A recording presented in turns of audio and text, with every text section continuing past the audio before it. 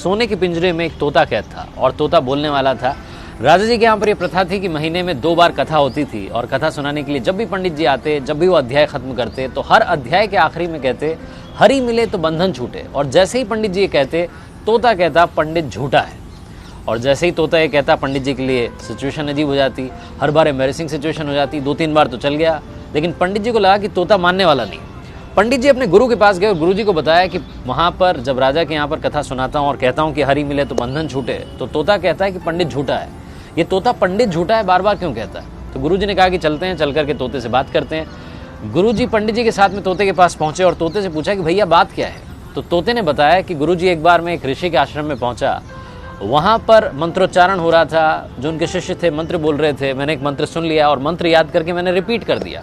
जैसे ही मैंने मंत्र बोला तो ऋषि के शिष्यों ने देखा कि बोलने वाला तोता है। उन्होंने मुझे पकड़ लिया, लोहे के पिंजरे में कैद कर दिया।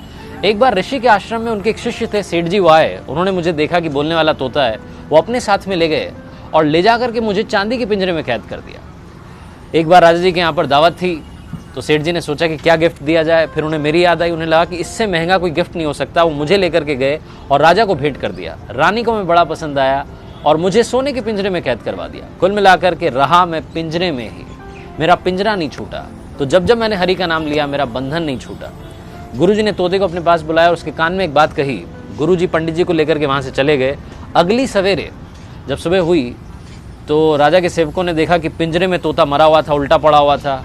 उन्हें बड़ी चिंता हुई और राजा को बुलाने गए। पिंजरे का गेट खोला और जैसे ही गेट खोला तोता उड़ गया और उड़ते उड़ते बोला गुरु मिले तो बंधन छूटे। इस लाइफ में सही गाइडेंस का होना बहुत ज़रूरी है। आप किससे सलाह ले रहे हैं बहुत ज़रूरी है। अगर आप गलत आदमी से सलाह लेते रहेंगे तो आप गलत दिशा में बढ़ते जाएंगे और आपका कुछ नहीं हो पाएगा।